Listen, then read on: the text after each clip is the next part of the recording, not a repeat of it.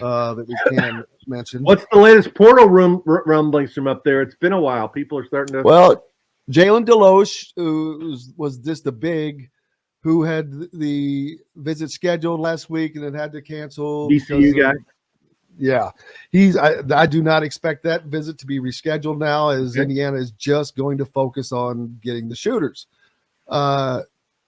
With nothing coming out about, I mean, I'm just guessing on this other stuff. That stuff I know for a fact.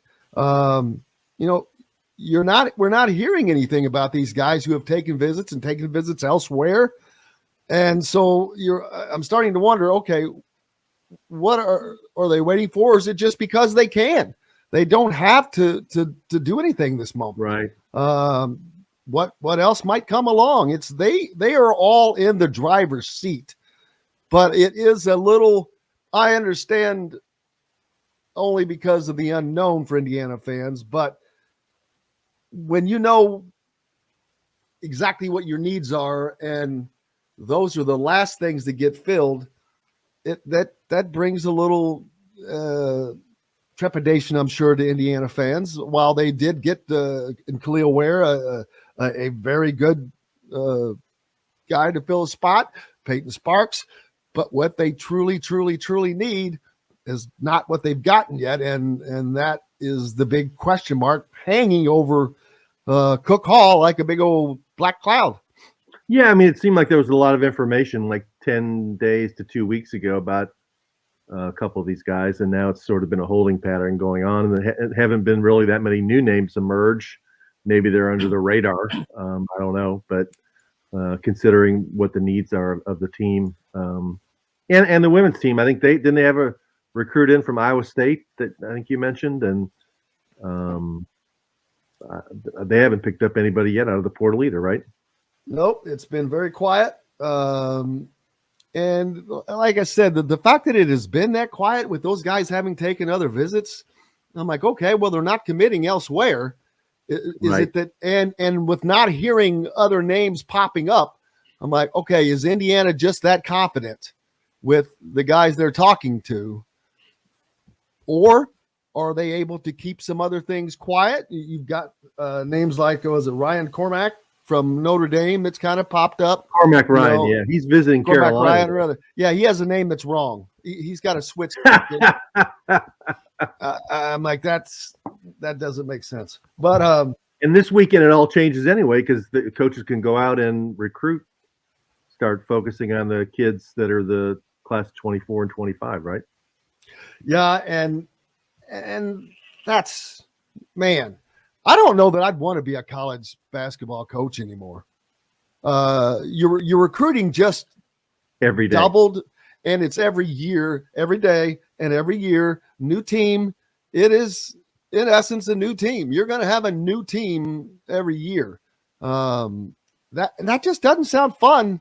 And how long will someone like Mike Woodson hang in there, I wonder? Not because he can't coach, but just, dude, he's done it. It's, he's got it. He's got the T-shirts. I know he wants to be a part of bringing Indiana back. I've read stories about Saban and Smart, who are the two most successful coaches in college football, and they basically always say that you're recruiting every day. I'm sure after Georgia won the national championship and Kirby Smart was done with his media responsibilities, whether he was on the bus going to the airport or whatever, he's texting recruits for the next cycle. Well, it never ends, and I agree with you. It'd have to be an exhausting way to live to constantly be, flattering these 17 and 18-year-old kids when you're the guy who achieved all these different things just to kind of get their attention, to get them on campus and keeping all their names straight and all that stuff. I mean, it's got to be exhausting. But if you're going to be successful, I mean, at the highest level. I'll never forget. I don't remember which national championship it was for Nick Saban. I feel like it was after they beat Notre Dame. I could be wrong. But he was on with the College Game Day crew after the game, and they were talking about winning the national championship. How satisfied are you, all this stuff. And he said, well, to be honest, we're behind in recruiting right now. I remember that. Just won the national championship. I remember that. And this guy's talking about how they're behind in recruiting. I mean, I think they'll be just fine. So that's just, you have to be wired completely different especially with the way it is today. Yep.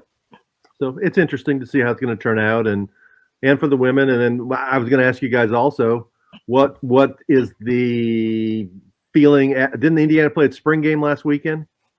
Football? Yeah, if you can call it that, kind of a scrimmage. Yeah. Anything stand out? Anything, look different? Anybody? Breaking news. Indiana enters the summer without a quarterback named starting. And I said this earlier in the week. This is actually not a surprise. I mean, this is like the 47th consecutive season Indiana will enter the summer, fall without a starting quarterback. But I think this is actually a battle. I don't think that they actually know. I think that they might have pretended to not know before. I don't know that they know right now. I don't think that they definitely don't trust Taven Jackson enough yet. Or he would have been the first guy out there, I think. Right. He was the second guy. And then who was your first guy? Lowry? Sorsby, I think. Brandon Sorsby. Sorsby, yeah. So to me, that's who it's between right now, but we'll see. Sorsby did okay when he was pressed into service. Was that 2 seasons ago now? I can't even remember. No, it's last season. He was a true freshman last season. Yeah. Last season was such a thing. It's try not to think about some of that stuff. But yeah, so there's that. Man, I was just looking at something else about another topic and looking at the 5 stars and this and that. And Alabama had 44 5 stars. And I'm like, you cannot compete with that. No. You just can't. And that's, I don't know what the hell is going to happen to college football. It's even with teams that are in the Power 6 conferences. It's just. But I mean, it's not like college football has ever been created equal. Like it's always been, sometimes the teams have changed and there's been a transition, but it's never been, the teams at the top in recruiting are always dominant. There's never been that college basketball aspect. But again, I suspect that will happen to some degree when you get a 12-team playoff. It's just going to take, 10, 20 years for it to balance out a little bit. I'm not saying it's going to be college basketball, but and people always also do forget that, in the years before Saban got to Alabama, they did flounder for a while under Mike Shula and Mike DeBoard and Ray Perkins and Mike Price, who was only there. I don't think he coached a game, and there's one other one I'm forgetting. Stallings won a national championship. Dennis Franchione, wasn't he the coach at Alabama for a while? I think he was for a brief period of time. Dennis Franchione. That sounds like a 1970s detective on a sitcom, man. Got him away from TCU. So until they finally said, you know what? The best way to win is to get the best coach. And they outbid the Miami Dolphins and got the best coach, and it worked. So, I don't know. The only reason I asked is I was reading different stories pop up on my feed, and I saw a story on 24/7 Sports today where it said ranking the quarterbacks at all the Big Ten schools for next season, and Indiana checked in at number 14. Well, see, here's what's interesting to me, though. That might be true. I don't know how you can evaluate Indiana's talent positions because their offensive line has been so bad for the past 2 years that I don't think those guys get a fair evaluation. You can't. I mean, trying to make chicken salad out of chicken, you know what? Yeah, and I think one of the best additions they made in the offseason was Bob Bolstead, the offensive line coach. That guy has very good credentials. He did some very good things at Wisconsin, and just even the change they made part-time last year in the middle of the season helped the offensive line. So the offensive line has to get better. So we'll see. It's a long way away. And then Louisville has their spring game Friday night, so it'll be the first crack to see what Jeff Brom has going with the Cards. He's brought in Jack Plummer, who played at Purdue briefly, then left and went to Cal, and I think he's going to be the starting quarterback here. And we'll see how that goes. He threw for more yards and touchdowns in his one season at Cal than he did his entire – just less. I remember not – if you took his entire career at Purdue and then put his one season numbers up at Cal, his yardage is just under, and I think his touchdowns are just under total. So he had a hell of a season out there. So Brom that's a smart. He gets to kick it off with a veteran, successful quarterback, and there's not much more that you could want in that regard.